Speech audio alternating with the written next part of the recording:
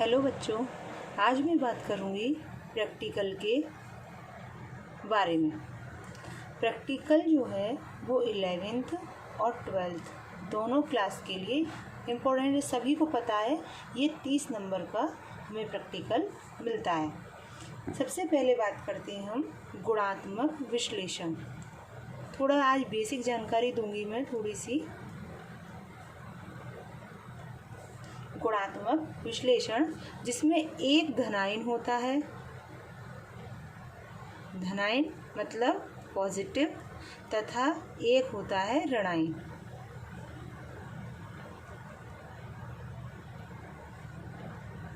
मतलब नेगेटिव। जैसे मैं बात करूं सबसे पहले NH4Cl सपोज, ठीक, तो इसमें एक धनायन होगा और एक क्या होगा, ऋणायन। जैसे NH4 पॉजिटिव और Cl निगेटिव। तो हम इसका अध्ययन करते हैं गुणात्मक विश्लेषण में। इसमें करते हैं, दो होते हैं मूलक, एक लवण होता है हमारा जिसके अंदर दो मूलक आते हैं, अम्लीय मूलक, क्षारीय या क्षारकीय मूलक। अब इंग्लिश में बोलते हैं इसे साल्ट, एसिडिक रेडिकल, और ये हो जाएगा हमारा बेसिक रेडिकल। ठीक, अब हम सबसे पहले बात करते हैं कि अम्लीय मूलक कैसे आइडेंटिफाई करेंगे और क्षारकीय मूलक कैसे आइडेंटिफाई करेंगे। ठीक, क्षारीय मूलक तो देखो, लवण में अम्लीय मूलक जो होता है वो किसी अम्ल का भाग होता है, और क्षारकीय मूलक क्या होगा, क्षार का भाग होगा। जैसे फॉर एग्जाम्पल मैं बताती हूँ, जैसे HCl है, एक अम्ल है, तो इसमें अम्लीय मूलक कौन होगा, क्लोराइड आयन।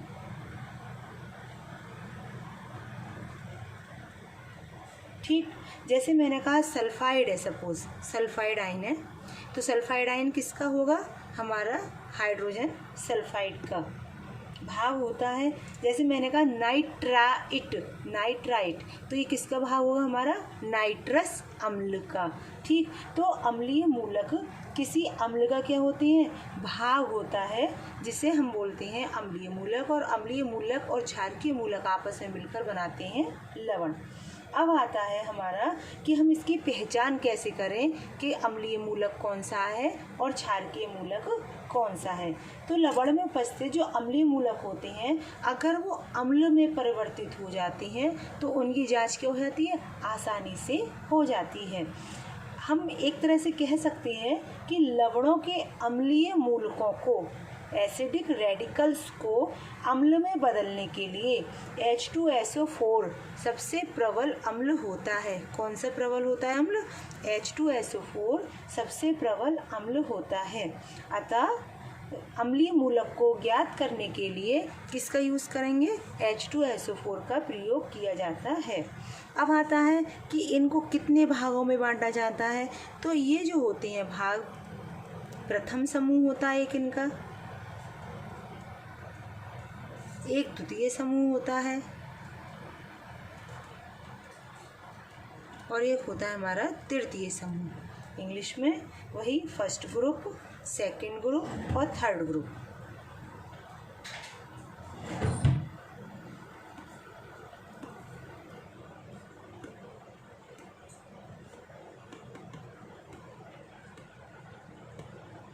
ठीक, इसके बाद इसमें अब ये आएगा कि हम कैसे पहचानेंगे कि प्रथम समूह का है, द्वितीय समूह का है या तृतीय समूह का है।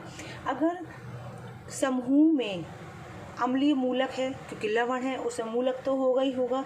अगर प्रथम समूह का कोई मूलक है तो वो तनु H2SO4, तनु मतलब डाइल्यूट H2SO4 या डाइल्यूट HCl द्वारा अपघटित हो जाता है। किसके द्वारा, H2SO4 या डाइल्यूट HCl के द्वारा क्या हो जाएगा, अपघटित हो जाता है, और विशिष्ट रंग, स्पेसिफिक कलर या गंध वाली गैस उत्पन्न होती है। अगर हम बात करें द्वितीय समूह की, तो इस समूह में वे अम्लीय मूलक आते हैं जिनके लवण, जिनके साल्ट कंसंट्रेट H2SO4 द्वारा अपघटित होते हैं। ये किसके द्वारा होते हैं? डाइल्यूट के द्वारा। और ये किसके द्वारा होते हैं? कंसंट्रेट H2SO4 के द्वारा अपघटित होते हैं और विशिष्ट रंग या गंध वाली गैस देते हैं। अब बच्चा तृतीय समूह, देखो एक डाइल्यूट हो गया, एक कंसंट्रेट हो गया, मतलब सांद्र हो गया। तो इसमें क्या होता है? इस समूह में वे अम्लीय मूलक आते हैं जिनकी पहचान विशेष परीक्षणों द्वारा की जाती है। वो हम बात की बात है। ठीक, सबसे पहले गुणात्मक विश्लेषण होता है। इसके अंदर एक धनायन, एक कैटायन, एक ऋणायन, एक एनायन, पॉजिटिव और नेगेटिव होता है। जैसे मैंने एग्जांपल लिया NH4Cl, कुछ भी ले सकते हैं हम NH4 अमोनियम कार्बोनेट ले लिया, तो यहाँ पर ये पॉजिटिव हो गया और ये नेगेटिव हो गया। अब आता है लवण। ये एक लवण है हमारा ये। अब लवण में क्या होता है? एक अम्लीय मूलक होता है और एक क्षारकीय मूलक होता है। एसिडिक रेडिकल होता है और एक बेसिक रेडिकल होता है। तो अम्लीय मूलक की पहचान कैसे करेंगे कि अम्लीय मूलक, किसी अम्ल का क्या होता है? एक भाग होता है। जैसे मैंने बताया HCl में कौन होगा? Chloride ion. क्लोराइड आयन किसका भाग होगा? HCl का। सल्फाइड आयन किसका होगा? हाइड्रोजन सल्फाइड का। तो इसके लिए पहचान किसके द्वारा करते हैं? H2SO4। देखो मैंने यहाँ पर डाइल्यूट या कंसंट्रेट वर्ड यूज़ नहीं किया है, हमने केवल किया है यहाँ पर H2SO4 का यूज़ करते हैं। अम्लीय मूलक 3 भागों में बांटे गए हैं, फर्स्ट ग्रुप, सेकंड ग्रुप और थर्ड ग्रुप। फर्स्ट ग्रुप में जो होंगे वो किसके द्वारा? डाइल्यूट H2SO4 या डाइल्यूट HCl द्वारा डिकम्पोज या अपघटित हो जाते हैं। जबकि सेकंड ग्रुप के हमारे किसके द्वारा? कंसंट्रेट H2SO4 के द्वारा डिकम्पोज या अपघटित होते हैं। और इनके लिए क्या होता है? विशेष परीक्षणों की स्पेशल टेस्ट प्रयोग किए जाते हैं। अब बात करेंगे कि इनमें कौन कौन से आते हैं। जैसे मैं कहूँ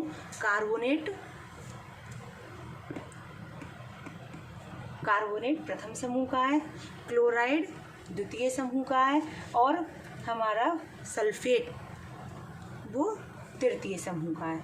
वो हम जब प्रैक्टिकल लैब में करेंगे तब इसका विस्तार से और बताएंगे कि क्या क्या कैसे होता है।